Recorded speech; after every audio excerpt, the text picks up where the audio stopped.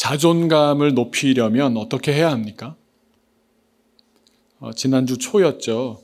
추석을 맞아 가족들을 만나러 움직이기 전에 전도사님들과 연휴 때 교회 일정을 준비하면서 이런저런 얘기를 나누던 중이었습니다. 그때 전도사님들께 받은 질문입니다.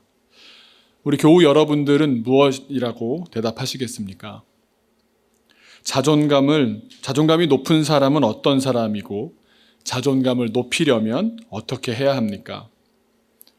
한국 사람들은 대체적으로 이렇게 생각합니다. 능력이 있어야 한다. 능력이 있어야 한다. 드러내놓고 이렇게 말하지는 않아도 한국 사람이라면 은연중에 그런 생각을 품고 있다는 사실을 드러낼 수밖에 없습니다. 그러니까 자존감 갖고 인생다운 인생 살려면 능력이 좀 있어야 한다라고 생각합니다. 추석을 맞아 여러 방송에서 특별 인터뷰들을 하는 그런 코너들을 많이 보셨을 겁니다. 그 가운데 한 상담 심리학 전문가가 출연했는데 이런 질문을 받았습니다. 왜 명절에 인간관계가 힘듭니까? 왜 명절에 인간관계가 힘듭니까? 그분이 하신 대답 듣고 저도 공감했는데 아마 여러분들도 다 공감하실 겁니다. 오랜만에 만난 친척들 사이에 걱정이라며 건네는 말들이 사생활이라고 생각될 만한 영역까지 선을 넘어가면서 말씀하시다가 스트레스를 주더라는 겁니다. 그러니까 말하는 분 입장에서는 걱정인데 말 듣는 사람 입장에서는 상처가 되기 쉽고 결과적으로는 그 상처 끝에 나 자신을 무능하다라고 느끼게 한다는 겁니다. 또 그런 느낌을 받으면 어떻게 되겠습니까? 아마 명절에 여러 사건, 사고 소식들 들어보셨겠지만 가족 간에 그런 사건, 사고 이야기가 나오는 이유도 이런 배경에서 기인한다라는 설명이었습니다. 그렇게 하는 말들은 어떤 말들이 있겠습니까? 이 걱정, 한편으로는 걱정인데 한편으로는 상처가 되는 말들이 연령대에 따라서 다르게 던져집니다. 너 어느 학교로 진학하니? 진로는 정했니? 좀 더 나이 들면 취업은 했니? 또 결혼은 했니? 결혼을 왜 안 하니? 그렇게 걱정한다면서 선을 또 넘어가면서 언제까지 남의 집에 살 거니? 빚은 아직도 다 못 갚았니? 그렇게 그러면 직장 다니고 결혼해서 집 장만하면 끝날까요? 그럴 리가 없습니다. 또 이제는 자녀들이 자라다 보니까 영어 유치원을 다니는 게 어떻겠니? 수학은 어떻게 공부시키고 있니? 역사는 현장 탐방하는 프로그램을 해야 한다더라. 심지어 너네 아이들은 줄넘기는 몇 급이니? 계속해서 걱정을 하시는데 표현을 듣고 나면 괜히 마음에 상처가 되곤 하는 겁니다. 그래서 그 상담 전문가라는 분이 이런 제안을 하더라고요. 한번 이걸 실천해 보시면 좋을 것 같습니다. 생각을 말하지 말고 소망을 얘기하라고 말입니다. 그러니까 그 대학교 간다고? 그 과를 지금 생각한다고? 그게 전망이 있겠니? 이건 생각이고요. 인생의 다음 단계로 진학해서 잘 되었으면 좋겠다. 이건 소망이라는 겁니다. 이게 사실은 같은 말입니다. 다만 이게 다 걱정해서 하는 말이고 걱정해서 나오는 말인데 표현에 따라서 전혀 다른 반응이 나온다는 겁니다. 그냥 생각을 여과 없이 말하지 않고 소망을 말할 때 그러나 받는 사람의 마음이 달라진다는 겁니다. 여과 없이 생각을 말하면 정 떨어지고요. 소망을 말하면 한결 관계가 따뜻해집니다. 결혼에 대해서도 네 나이가 몇인데 세상에 여자가 반인데 이건 생각이고요. 좋은 사람 만나면 좋겠다. 이건 소망입니다. 사실 그런 마음으로 그런 표현을 했던 건데 같은 마음인데도 우리가 표현을 좀 잘못하는 것 아닙니까? 언제까지 남의 집에 살 거니? 빚은 아직도 다 못 갚았니? 이건 생각이고요. 집도 장만하고 빚도 갚고 앞으로는 잘 될 일만 있으면 좋겠구나. 이건 소망입니다. 물론 어른들부터가 소망을 말씀하시는 마음으로 정말 소망을 표현하신다면 얼마나 좋겠습니까? 어른이 먼저 그렇게 하시면 참 좋죠. 그런데 어른들이 잘 안 바뀌지 않습니까? 그것까지 바라기는 어렵다라고 하면 그저 우리라도 좀 스스로 돌아보면서 내가 또 부모님이 그렇게 하셨다고 해서 내가 나의 자녀들에게, 내가 또 아랫사람들에게 소망보다 생각을 말하고 있지는 않은지 돌아볼 일입니다. 어쨌거나 현실은 남들의 생각을 많이 듣게 되고 그로 인해서 상처가 남게 됩니다. 그러면 그 결과 자기 스스로 나는 별 볼 일 없는 사람인가 보다라는 무기력에 빠지게 되고 자존감이 떨어지게 됩니다. 이런 사람들에 대해서도 또 역시 전문가가 처방을 내놓았습니다. 뭐가 중요합니까? 이런 사람 어떻게 해야 됩니까? 그랬더니 이렇게 표현합니다. 내가 능력이 있다라는 유능감을 느끼도록 해주어야 자존감이 높아진답니다.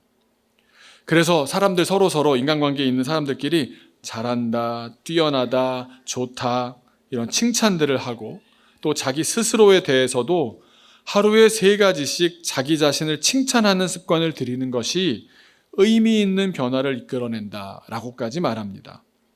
서로 칭찬하고 장점을 발견하고 또 그 장점을 표현해주는 그런 대화를 하다 보면 자존감이 높아진다라는 겁니다. 그렇게까지 자존감을 그렇게 해서라도 높여야 하는 이유가 무엇이겠습니까? 자존감 높은 사람이 바로 행복한 사람이기 때문입니다. 이것이 오늘날 심리학의 결론입니다.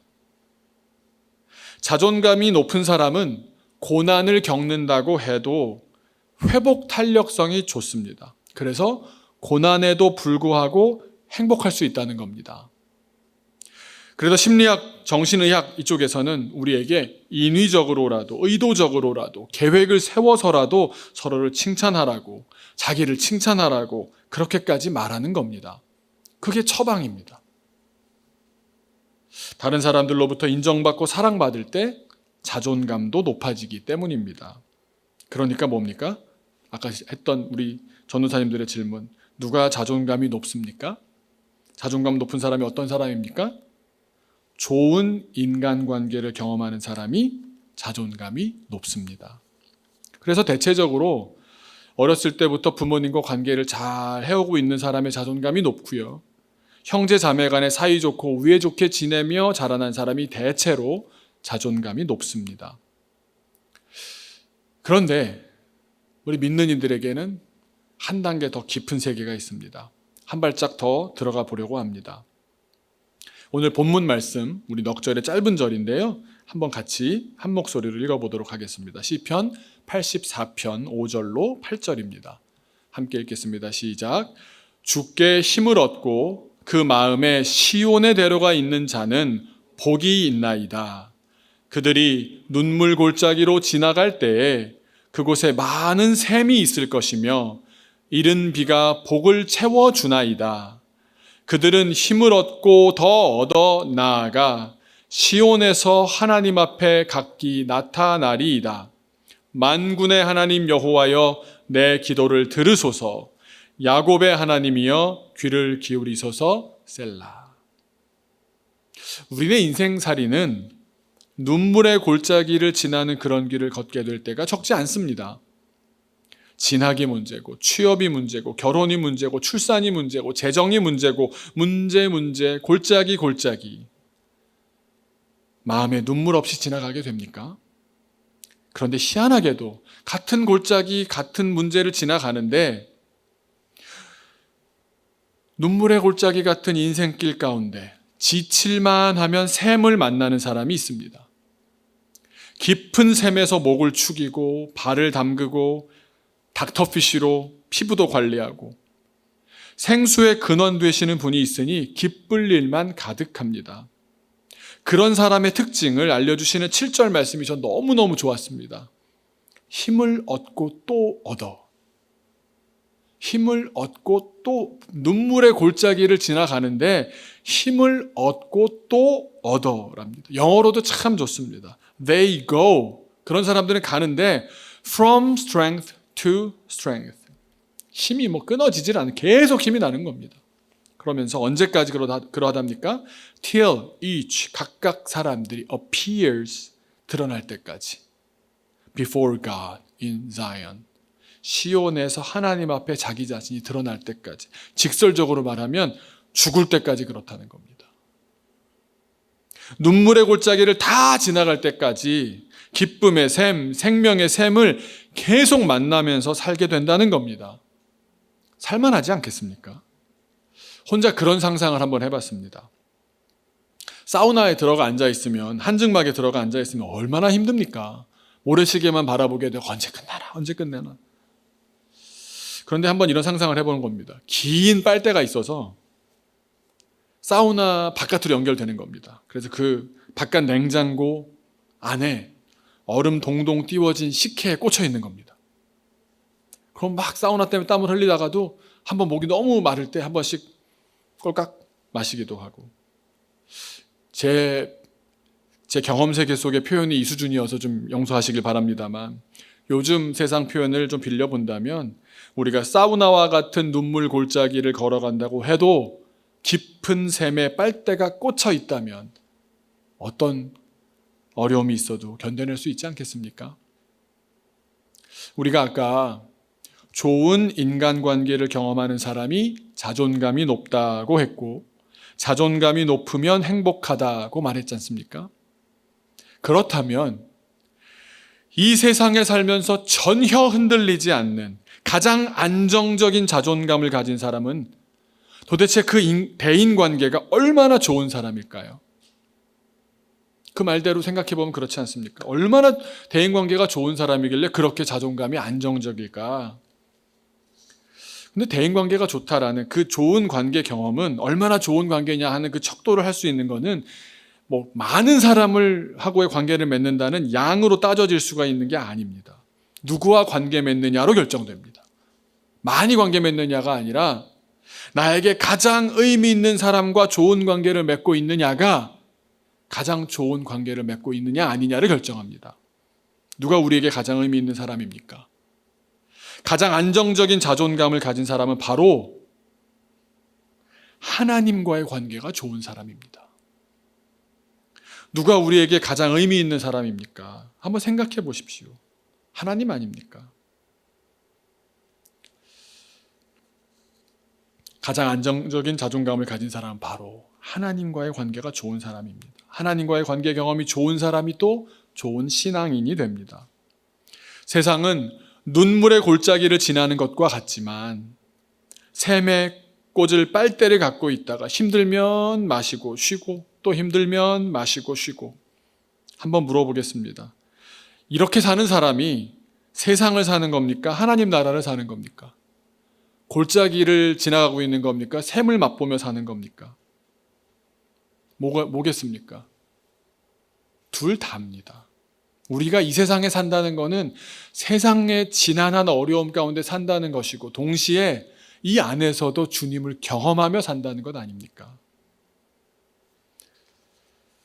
눈물의 골짜기를 걷는 우리네 인생이다라는 것도 피할 수 없는 슬픈 우리의 숙명이지만, 죄인의 후예로 태어난 우리의 숙명이지만 그것이 끝이 아닌 겁니다. 기쁨의 샘이 걸어가는 곳곳에 터져 나와서 신나고 행복한 천국을 사는 그런 인생이라는 것도 우리가 이 땅에서의 살 수 있는 인생 아닙니까? 아까 사우나 속 식혜가 아빠 버전, 남자 버전이었다면 엄마 버전, 여성 버전은 어떨까요? 여성들에게, 엄마들에게 명절 눈물 골짜기입니다. 이번 명절은 조금 예외인 가정들이 많지만 자식을 키운다? 눈물 골짜기입니다. 남편 뒷바라지? 눈물 골짜기입니다. 그럴 때마다 어떻게 해야 됩니까? 샘물 카페를 들려주시면 됩니다. 엄마들이 고단한 눈물의 골짜기를 지나가도 또 그 안 지나갈 수 없지 않습니까? 그게 또 의미가 있고 그 수고와 희생이 지금은 고단하지만 또 어느 날이 있다라는 그 믿음 가운데 또 희망 가운데 살아가는 것 아닙니까? 그러니 잠시 위로받고 싶을 때 두세 시간 혼자 카페에 앉아서 고요한 시간을 가지면서 혹은 수다를 떨면서 시원한 에어컨 아래 마치 물에 발을 담그듯이 편안한 의자에 앉아 아이스라떼라는 샘물에 빨대를 꽂았다가 돌아오면 회복되곤 하지 않습니까? 우리가 사는 삶이 지난합니다. 고단합니다. 하지만 그게 끝이 아니라는 것이 우리의 소망을 또 허락하는 하나님의 뜻이 있는 것 아니겠습니까? 여러분, 자존감이 뭡니까? 자아 존중감을 줄여서 자존감이라고 합니다. 나 자신을 귀하고 가치 있게 느끼는 겁니다. 어떻게 하면 그렇게 자기 스스로를 귀하고 가치 있게 느낄 수 있습니까? 물론 우리가 연약하고 날마다 쓰러지는 사람이기 때문에 그때 날마다 위로하고 좋은 말 들려주고 그래야 하기도 하겠지만, 그것이 상담학자들, 심리학자들이 하는 말이겠지만, 우리 믿는 이들에게는 더 근본적이고 더 뿌리 깊은 깨달음이 있어야 합니다. 우리의 빨대가 옆 사람을 계속 주시하면서 왜 나한테 좋은 말 안 해주지? 그런 차원에 머물지 않고 주님께 연결되어 있다면, 주 나를 사랑하시오니 즐겁고도 즐겁도다. 주 나를 사랑하시오니 나는 참 기쁘다. 이보다 더 큰 셈이 있겠습니까? 하나님은 나를 사랑하시는구나. 그 십자가가 내 십자가였구나. 하늘의 하나님이 나 같은 사람을 사랑하셨구나. 여기에 감동되지 않고서 어떻게 신앙이, 자존감이, 행복이 느껴지겠습니까? 우리 오늘 말씀을 다시 한번 읽어볼까요? 여러분, 눈으로 한번 보시면서 따라오시기 바랍니다. 주께 힘을 얻고 그 마음에 시온의 대로가 있는 자는, 그 시온의 대로는 누구를 위한, 왕의 대로 누구를 위한 길입니까? 주님이 내게 오는 길 아닙니까? 내가 주님께 가는 길 아닙니까? 그 길이 넓은 사람은 복이 있습니다. 그들은 겉으로 보아서는 눈물의 골짜기로 지나가고 있습니다. 근데 그 안에 주님이 오시는 왕의 대로가 열려있는 사람? 누가 말립니까? 사람들이 다 눈물 골짜기로 지나가지만 그곳에 눈물 골짜기만 있는 것이 아니라 많은 샘이 있을 것이라고 약속해 주십니다.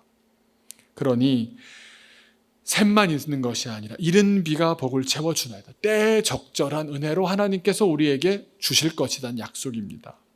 그래서 7절에 그랬기 때문에, 그 이른 비도 있고 많은 샘도 있기 때문에 그들은, 그러니까 그 안에 시온의 대로가 있을 뿐만 아니라 많은 샘을 경험하고 이른 비로 은혜를 받는 사람들은 힘을 얻고 더 얻어.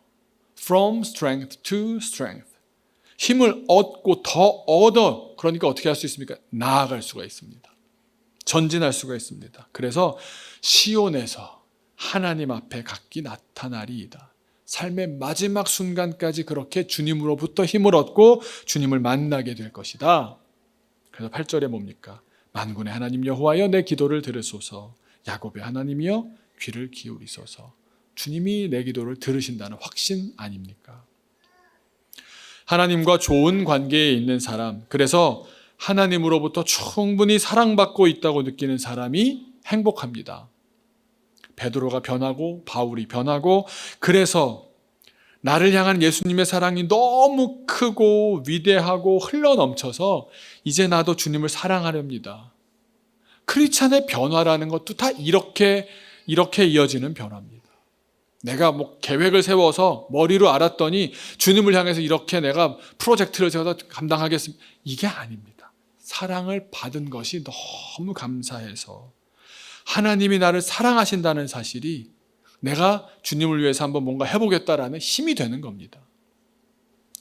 1700년에 정확히 1700년에 태어난 찐젠도르프라는 독일의 한 귀족이 있었습니다. 카운트, 영어로는 카운트라고 하죠. 백작이었습니다. 이 사람은 나중에 목사님이 되고 선교사가 되고 찬양을 짓는 작곡가가 되고 작사가가 되고 기독교 공동체인 교회 중심의 마을을 아예 교회를 세운 정도가 아니라 마을을 세워버렸고 1700년대 가장 많은 선교사를 파송한 공동체를 세운 분이었습니다. 어렸을 때부터 이분에 대한 일화들을 제가 현장까지 다 가서 독일에서 봤습니다. 어렸을 때부터 예수님이 살아계시다는 사실을 의심해 본 적이 없었습니다. 하나님 날 사랑하시는구나. 엄마 아빠 없이 태어나서 할머니 손에 자랐는데도 하나님이 나를 사랑하신다는 그 사랑이 여러 상처로부터 자기를 지켜냈습니다. 하나님을 사랑하고 하나님을 믿으며 살았습니다. 그러다가 그 사랑을 한 번에 몰아서 받은 날이 있었습니다. 결정적인 계기가 있었는데, 당대 유럽에서는 귀족들끼리 서로 각자의 자제들이 서로의 영지에 오면 융숭이 대접해 주고는 했습니다. 청소년쯤 되었을 때 이제 마차를 타고 가서 옆마을 돌아가면 그 마을의 영주가 나타나서 이제 집 방도 소개해주고 그 마을에 대해 설명해주고 그렇게 서로 이제 교류를 했던 겁니다. 그러다가 찐젠도어프도 우리식으로 말하면 수학여행이라고 그럴까요? 미국식으로는 이게 그랜드 투어라고 하는데 뒤셀도르프라는 곳에 갑니다. 갔는데 거기에 뭐 그림도 이렇게 내가 모아놨다고 영주가 얘기를 한 겁니다. 한번 보라고 하는 중에 예수님의 얼굴, 십자가에 달려있는 얼굴, 가시관 쓰고 피를 많이 흘리고 있는 아주 처연한 표정의 예수님을 딱 본 겁니다. 그때 성령이 임했습니다. 하나님이 나를 이렇게까지 사랑하셨구나. 가슴 속 세포 하나하나까지 절절하게 느껴진 겁니다. 내가 지금 받고 있는 것은 저 핏값이구나. 그러자 그의 인생에 변화가 일어납니다.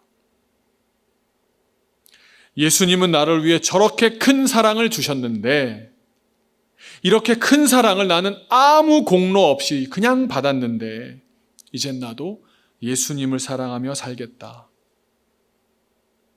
그 한 사람의 그때 그 변화가 아까 말씀드렸던 그 역사의 시초가 되었던 겁니다. 하나님이 우리를 사랑하신다는 사실은 우리의 힘이 되는 줄로 믿습니다. 또 하나님이 우리를 사랑하신다는 사실은 우리의 생명이고 우리의 구원입니다. 남아공에서 가장 어려운 어린이 사역을 하는 제자가 전해온 얘기입니다. 제가 왜 가장 어렵다라고 말씀드렸냐 하면 삼중고를 겪는 현장이기 때문입니다. 남아공의 교회들이 힘을 모아서 그 교단에서 고아원을 하나 세운 겁니다. 그러니까 당연히 고아들이 모여 있겠죠. 그러니까 부모에 대한 상처 없는 아이들이 한 명도 없습니다. 그런데 특별히 이 고아원은 나라에서도 커버할 수 없어서 교회에서 세운 이유가 고아이기만 해서는 올 수가 없는 고아원이었습니다. 남아공에 아주 창궐에 있는 HIV 바이러스 보균자인 어린이들이거나 혹은 장애를 가진 어린이들, 그러니까 고아들인 건 물론이고 고아인데다가 심지어 HIV 바이러스 보균자이거나 장애를 가진 어린이거나 심지어 이 세 가지에 다 해당되는 어린이들도 꽤 있었습니다. 그러니 그 상처가 얼마나 크겠습니까? 그런데 그 이야기를 전혀 모르고 겉으로만 보아서 잠시 들렀다가 방문하고 가시는 분들의 눈에는 그저 행복한 어린이 마을로만 보입니다. 고아원 어린이들끼리 팀을 짜서 축구를 하고 공부를 하고 노래를 부르고 밥을 먹으면서 신나게 행복해하고. 그런데 이 마을에 아주 스산한 기운이 불 때가 있습니다. 1년에 두세 번 가장 큰 슬픔이 찾아올 때가 있습니다. 언제냐 하면 장례식입니다. 우리가 연세 지긋하신 어른이 세상에서 충분한 시간을 사시고 가는 경우 날씨도 좋고 이러면 호상이라고도 하지만 우리가 또 호상이라고 말하면서도 장례식에서 어디 껄껄껄껄 웃을 수 있겠습니까? 그런데 얼마 살지도 못한 고작 10여 년 산 어린이가 세상을 떠나는 겁니다. 그것도 1년에 두세 차례 그런 일들을 계속해서 겪으면서 보면 어린아이들도 어린아이들이지만 자원봉사를 와 있던 유럽이나 미국 같은 선진국 출신의 청년들이 이걸 견디지를 못하고 몇 개월 만에 돌아가고는 한다는 겁니다. 고아원 안에는 어차피 이제 그런 상황을 알고 지어진 고아원이다 보니까 작은 건물 하나가 병원으로 이렇게 따로 쓰여지고 있어서 어떤 어린이가 발병이 됐다 그러면 그 병실에 이제 자리를 마련해주고 격리를 하면서 특별 관리를 받는데 또 한 아이가 이제 아픈 겁니다. 몇 명의 아이들이 있지요. 그런데 좀 치명적일 수 있다라는 진단을 받은 아이가 있었습니다. 꽤 오랜 기간 있었는데 제 제자인 그 선교사님이 찾아갈 때마다 부탁하더랍니다. 뭘 부탁하겠습니까? 찬양 불러달라고. 자기를 안고 찬양 불러달라고. 그래서 그냥 가면 특별하게 먹을 거라도 있으면 생각나면 가서 먹어 그러면서 그럼 또 찬양 불러주세요. 그럼 안고서 찬양하는 겁니다. 그 찬양이 이겁니다. 날 사랑하심, 날 사랑하심, 날 사랑하심, 성경에 써 있네. Yes, Jesus loves me. Yes, Jesus loves me. Yes, Jesus loves me. The Bible tells me so. 그 찬양을 불러달랍니다. 이 어린이는 확인받고 싶고 다시 확인받고 싶고 또 확인받고 싶었던 겁니다. 무엇을 그렇게 확인받고 싶었겠습니까? 내가 사랑받는 사람이라는 사실입니다. 그것이 그 어린아이의 자존감 전부였습니다. 정말 아무것도 없는 아이입니다. 남들 다 가진 건강도 없고요. 주위에 그 누구 한 명 가족도 없고요. 살면서 어떤 혜택도 넉넉히 받아본 적 없는 어린이였지만 절대 놓칠 수 없었고 꼭 쥐어보고 싶었던 단 한 가지, 그 아이라는 그 인간, 그 아이의 자존감의 근원이 무엇이었겠습니까? 하나님이 창조자요, 전능자시요, 구원자이신 그 하나님이 나를 사랑하신다. 이것 하나였습니다. 여러분, 우리가 세상을 떠날 때 뭐가 많이 다를까요? 다르겠습니까? 하나님이 나를 사랑하신다는 것, 그 사실이 내가 믿어지고 느껴지고 절절히 체험될 때 하나님과의 그 깊은 관계 속에서 주어지는 그 사랑이 세상 그 누구도 줄 수 없는 가장 훌륭한 자존감을 줄 줄로 믿습니다. 하나님이 나를 사랑하신다는 사실이 나의 생명이고 나의 구원입니다. 아까도 찬양하는데 제가 울컥했는데요. 이 세상 떠날 때 뭐라고요? 찬양하고 숨질 때 하는 말 이것일세. 다만 내 비는 말 내 구주 예수를 더욱 사랑. 일생 내가 사랑받고 주님의 사랑 가운데 여기까지 왔으니 내가 다만 내 비는 말. 주님, 내가 더 사랑하고 싶습니다. 사랑받았고 사랑하고 싶습니다.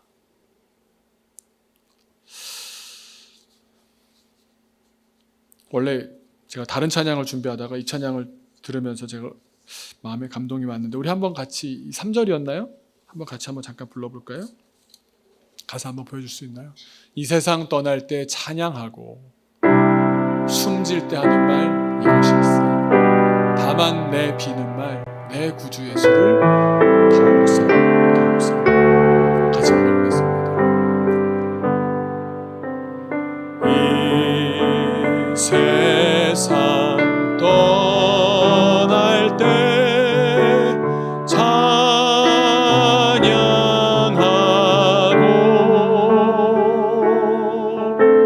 숨질 때 하는 말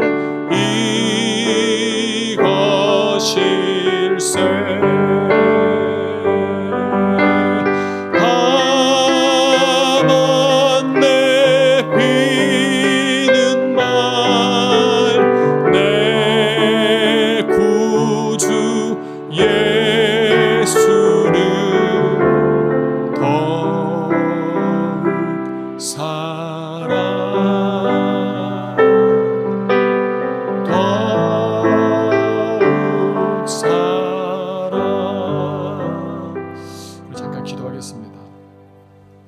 기도할 때 주님, 우리는 우리 마음에 시온의 대로가 있는 사람들입니다.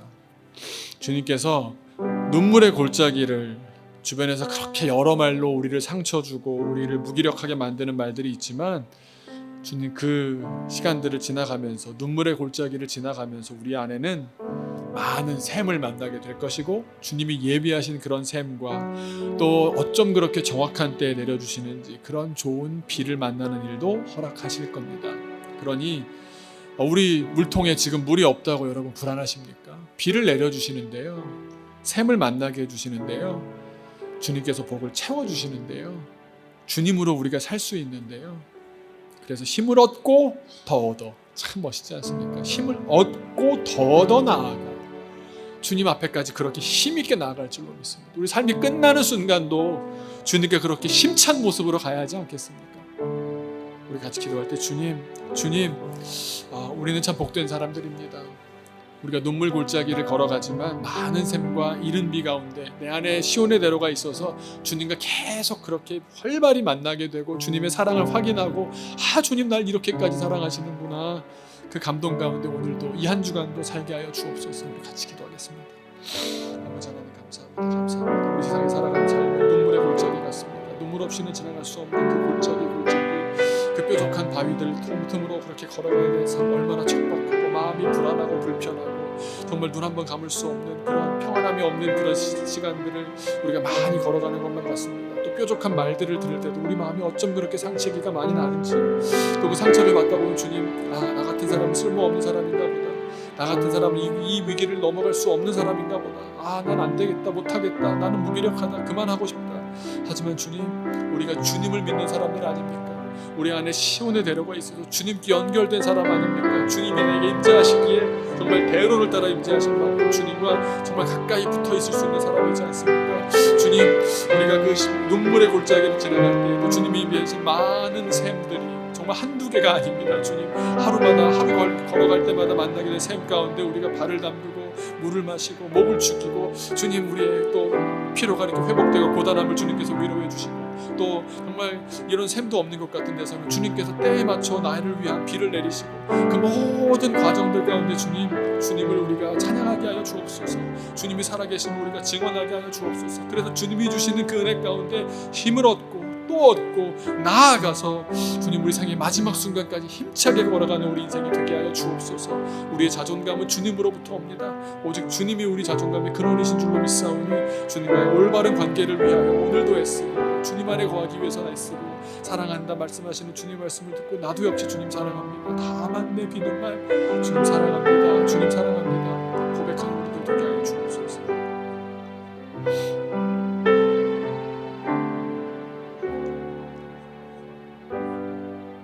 우리를 사랑해 주셔서 감사합니다. 우리가 주님의 사랑을 잘 잊어버립니다. 그 따스한 온기를 놓칠 때가 참 많습니다. 주님, 그 사랑이 우리 생의 근원이고 구원이고 생명이고 힘인데 우리가 그 사랑 속에 거하기가 참 왜 이렇게 단순한 것 같으면서 어려운지 모르겠습니다. 주님께서 나를 사랑하시고 나도 역시 다만 내 비는 말 주님을 더 사랑합니다. 그 사랑의 관계 속에서 주님 때문에 세상이 뭐라고 해도, 세상이 어떻게 쳐다봐도, 비교하고 상대적으로 어떻게 얘기를 한다고 해도 우리는 주님께 연결되어 있고 주님과 대로가 연결되어 있는 사람이기 때문에 괜찮습니다. 주님만 계시면 괜찮습니다. 이것이 우리의 자존감이고 영적인 힘이고 생명이고 능력이 되게 하여 주옵소서. 예수님의 이름으로 감사하며 기도하옵나이다. 아멘.